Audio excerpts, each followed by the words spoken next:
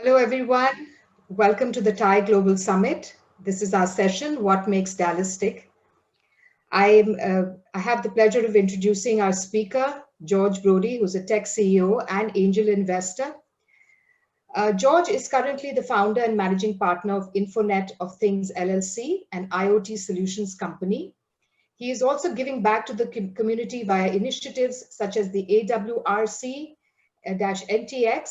Prior to that, as founder and president of CEO of Globe Ranger, George was responsible for guiding the company through its integration phase and global growth following its acquisition by Fujitsu in May 2014. So George, we're excited to have you, and over to you. My screen? Yes. Okay, great. Thank you. Good morning, good afternoon, good evening, all over the world. Thank you for the introduction, and my next 30 minutes, I will be just covering that topic of riding the technology wave and the re-emergence of North Texas as the ICT capital of the world.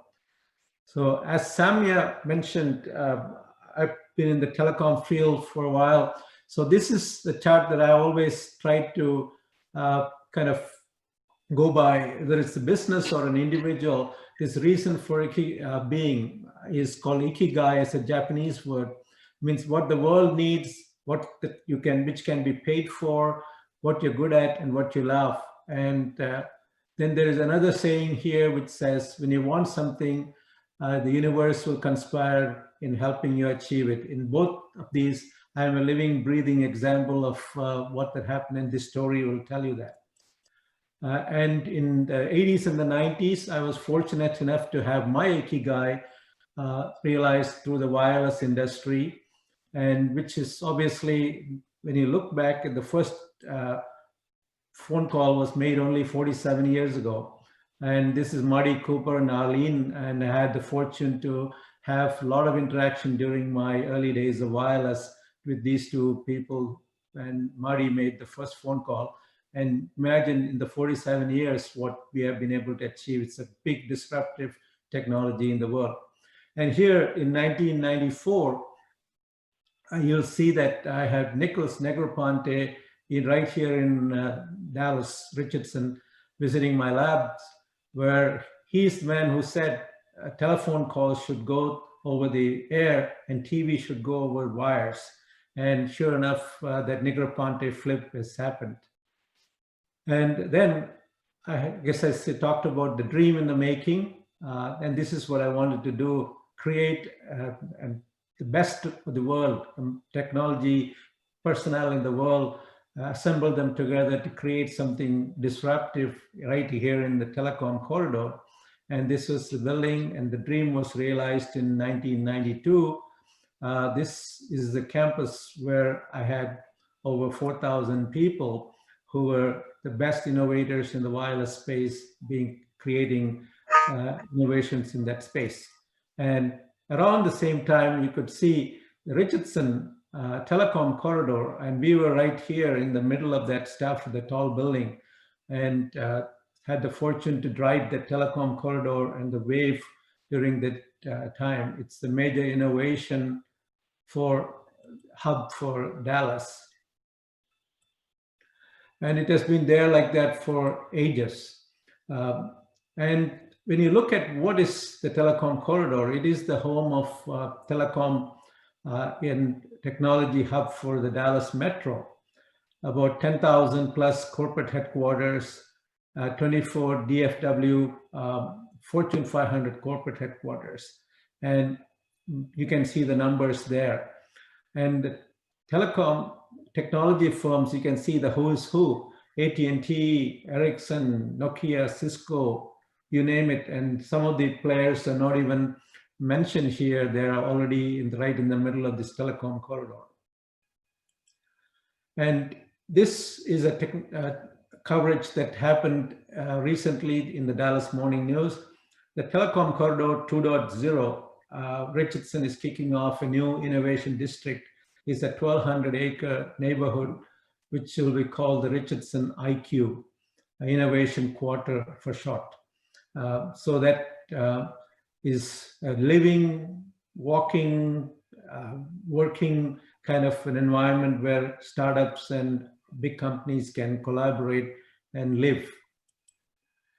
So now, let me now zoom back. Yesterday, you could hear Milton from the DFW airport talking about some of these statistics, but I wanted to pull out some of the facts here. Texas, if you zoom out into the state itself, is ranked #1 fastest growing state economy in the US. And many people wouldn't have even known about it. They always think about Silicon Valley and California, but it is a #1 exporting state in the US, #1 technology exporting state ahead of California. So if you look at it, there is a lot of momentum and activity going on right here in Texas. And it has also got 0 state personal income tax. And if you take the world stage, you'll see that it will, if it were a country, Texas was a country, it will rank #10 ahead of Canada, South Korea, and Russia. Okay, in GDP millions of dollars in 2018 numbers here. So, and Texas is the only state that the CEOs have ranked as #1 for the last 15 years. The reason is business-friendly taxes and regulation. Then you have the central location, and it's a top place for business. Of course, the talent base, labor base is very attractive. Major colleges and universities, and of course, support services, and a desirable place to live and work. And look at this number. This is pretty startling to look at the corporate tax rate. This is why there is an exodus from California to Texas right now, because the taxes, look at Pennsylvania or California, they're 8.9, almost 10% in Pennsylvania. And you'll see that the Texas number is 1.6%. No tax on profits, small franchise tax. So this is why I think corporations find this attractive to move to Texas. So let's now look at the history of Texas. You will probably already know that Texas Instruments created some disruption right here with the integrated circuit, Jack Kilby in the early 60s, late 60s, early 70s. Then you have EDS created by Ross Perot, and the first IC-driven consumer product, hearing aid, again, driven by TI, and a system on a chip, again by TI, and UT Southwestern Medical Center ranked #1 in the world in biomedical research. So there's a lot of interesting innovations that have happened behind the scenes, which then led to wireless telecom, advanced manufacturing, digital electronic therapeutics. Of course, RFID is an industry I was very much part of with my company.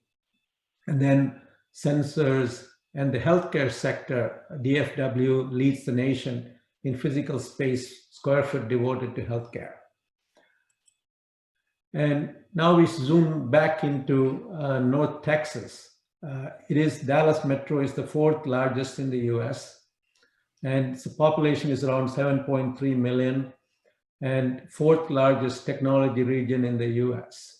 And a lot of Fortune 500 and Fortune 1000 corporations are headquartered right here. And our high-tech legacy, as I mentioned before, TI, Collins Radio, and Southwest Texas Instrument forms the GRC, and then EDS, then Telecom corridor, which I mentioned before. This is an interesting chart where you see DFW is competitive across industries. It's not just a telecom or anything. It's either #1, #2, #3 in many areas: food and beverage, aerospace, IT and communications, machinery and equipment. They're all either 1, 2, or 3. And business and financial services, energy, automotive, and metals. These are all pretty top spots competitive in the nation. And this is something when you drive around Dallas-Fort Worth, you'll see that there are a lot of data centers. Companies like SoftLayer, Facebook, Digital Realty, all these companies have data centers, lights out data centers that are powering some of the biggest companies around the world. IT consulting, as you know, this is where it began. You'll see now even the Indian logos like Tata Consulting, Infosys, and of course HP, Dell, which is Perot Systems, and Genpact. All these companies are here now. IT consulting is pretty diversified here. And of course, some big names, software companies also have major presence, like Sabre, Oracle, VMware, Yahoo, all this, Microsoft. They have major presence right here in Dallas area. And what's probably not very well known is that this is the gaming capital in the South. Texas ranks second in the US video gaming companies, more than 40 companies in North Texas. Some of the companies like Zynga, are born right here. Then, of course, we have also our share of high-tech incubators like RevTech, Addison Treehouse, Collide Village, Health Wildcatters, and others. Then, of course, with all these technology companies around, we also have the users of those technologies like American Airlines, Bank of America, Blue Cross Blue Shield of Texas, and of course, State Farm just moved their headquarters here, Texas Health Resources, and Toyota was a big move to Texas a couple of years ago. So another thing is we have an event called Tech Titans Awards Gala. It's like the Oscar for technology that is being held within the Dallas-Fort Worth Metroplex. And last year's event drew about 850 plus attendees prior to COVID. And it was 15 innovation, technology, and STEM winners were honored during this Oscar-like event. So let me now say, given that as a background for the re-emergence of this area and some of the technologies that this region is going to ride the waves, let me focus on communications. You'll see digital cellular, mobile internet, RFID. These were all the waves that we were able to ride in the past. Of course, now we are moving into the AI and Internet of Things, augmented reality, virtual reality, of course. Underlying all these things, you also see the digitalization of communications and also digitalization of enterprises like large supply chains, logistics. All these enterprises are getting digitalized using the technologies that are born here. And this is Jeffrey Immelt, who was the previous CEO of GE. He said industrial internet, okay? And I believe that this area, the DFW Metroplex, is the center of gravity for industrial internet, what he calls an open global network that connects people, data, and machines. And this is going to happen because of the ecosystem that I showed you before. The physical world of machines, facilities, fleets, and networks can deeply merge with connectivity. That's what he calls as industrial internet. And this is the 2019 Gartner top 10 strategic technology trends.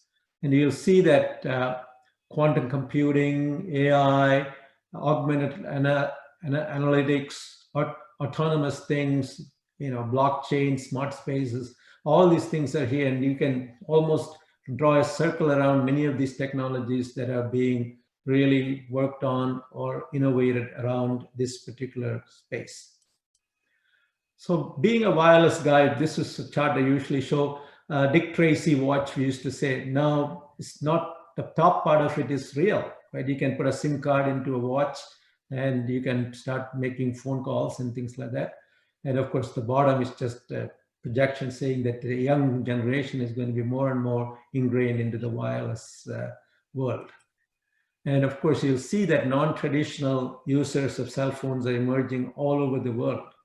Okay, when in the 80s and 90s were creating this wave called wireless communications, never imagined that this will be so quickly spreading all over the world. And of course, the high-tech addiction among the young people, all the way to the right, you can see that FaceTime by Apple is definitely was the leader in face-to-face video communications. Now, definitely other mediums are also available with Microsoft and other platforms. Then this is mobile payment and identification changes the traditional world. You can see that microfinance via mobile phones, NFC-enabled payment systems, e-passports. In the 80s and late 80s, I used to say there would be an office with no wires, and people used to laugh when I say that. And now it's real. You can be sitting in an office with no wires, okay? Everything communicated using wireless, including a laptop that is not connected anywhere physically to a wire. And of course, amusement parks and others with identity bracelets, payments being done through that. Those kind of things are already happening. And of course, Google Pay, Samsung Pay, all those things are definitely changing the way wireless technology is bringing convenience to the consumer. What is causing all this thing to happen? 4 orders of magnitude over the last 3 decades. Wireless going from 1G to 5G, going to 6G, and optical, video, and other interfaces. Bandwidth is exploding, capability to carry bandwidth. And of course, in the meantime, the processors are getting much more powerful. Devices are getting a lot smarter, with more power, and of course, they're getting connected. And the convergence of storage, video, audio, wireless, augmented mixed reality, and then combined with personalization is driving a lot of seamless content delivery. And you'll see that on the right-hand side, or the rightmost end, integrated merchandising and medical applications powered by augmented and mixed reality, peer-to-peer, full motion video, photorealistic online gaming, and multi-layer HD. All these capabilities are being driven by some of this communication technology innovation that is happening here. And of course, this is all enabled by a set of platforms that were built around the US, not just built here in the Dallas, Silicon Valley and other places, like technology platforms that are like AWS, Azure, all those platforms, computing platforms like iOS, Android, SmartThings, then utility platforms like Google Search, Google Maps and others, and interaction networks like social media networks, marketplaces, on-demand platforms like Uber, then crowdsourcing platforms, TripAdvisor, Yelp, and others, and data harvesting platform. You can see that these platforms are going to enable multiple combinations of businesses. And already see that even in this virtual space that we are in right now, a lot of innovation is happening using these platforms. And of course, I would be remiss if I don't talk about 5G. For the first time as a wireless guy, I do believe that the cellular technology is becoming general purpose technology at the advent of 5G, like printing press, IC, electricity, telegraph, and internet. So it is going from 2G to 5G. When we are now seeing everything being connected, phones, smartphones, smart things, everything connected when we get to 5G, which is already deployed in many cities around the country right now. So the changing ecosystem, I'd like to close off with a few charts here, which says software-based players have out-innovated incumbents, like Android displaced Nokia, Ericsson, and BlackBerry.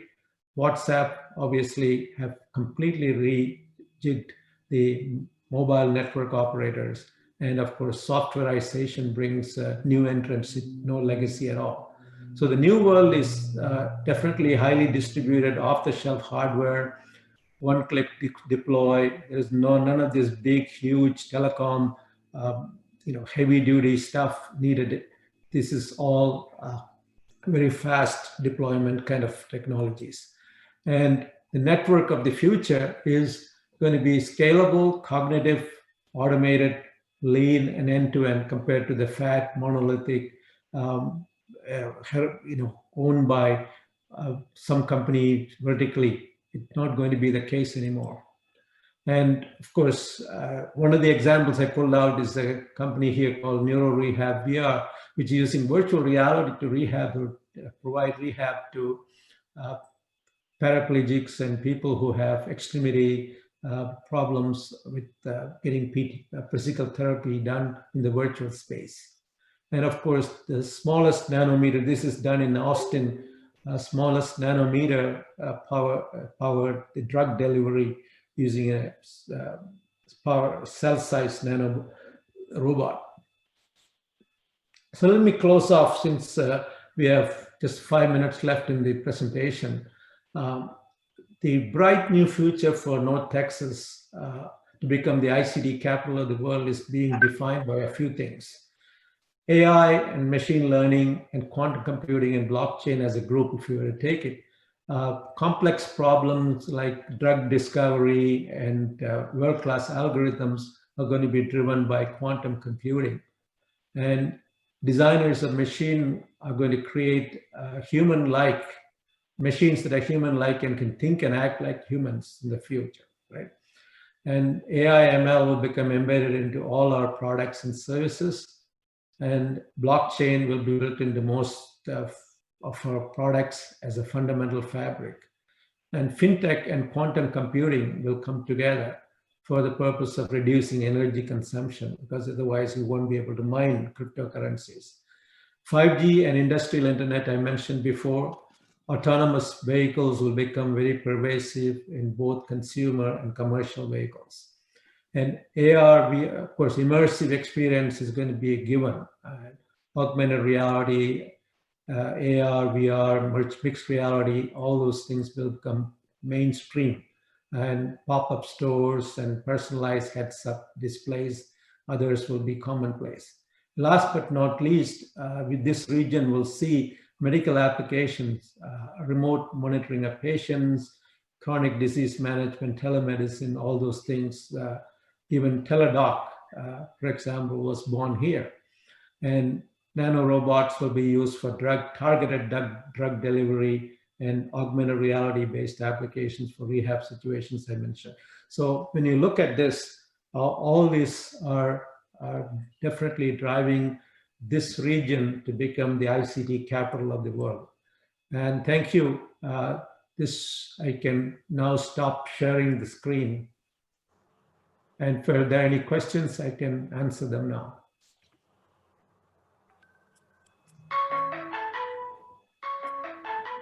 Samia, are you going to be looking at any questions from the audience? Otherwise, I have one question I wanted to ask George. Please go ahead, George. Please go ahead, Ram. Thank you, George, for a great presentation. It gives a very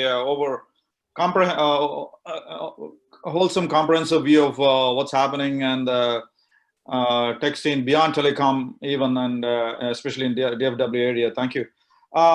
If you had to pick of all the various things that you talked about, if you had to pick maybe 2 or 3 leading themes for 2021 from investment standpoint or entrepreneurship standpoint, which would those be, if I may? Okay, so I would already accept the fact that things like IoT is already been there for a while, so I'm not considering them to be new areas to invest. Already a lot of money has gone into those areas. But what I would say is AI, MLs embedded into practical applications that are logistics or any other kind of areas where it can bring value. So AI, ML based investments, then augmented reality, virtual reality based applications. Then third thing would be gaming. Okay, those were the ones that I would pick for the region here. Okay. Thank you. Yeah. So I think we are almost 2 minutes into your panel. Yeah, So I don't know. hold you up. Yeah. Samia, did you have any questions from the audience from the other room? Not at this time, Ram. I think we can go ahead and close this session out. So Thank you very much. Thank you, George, for a very informative and insightful presentation. We really appreciate you coming down and doing this for us.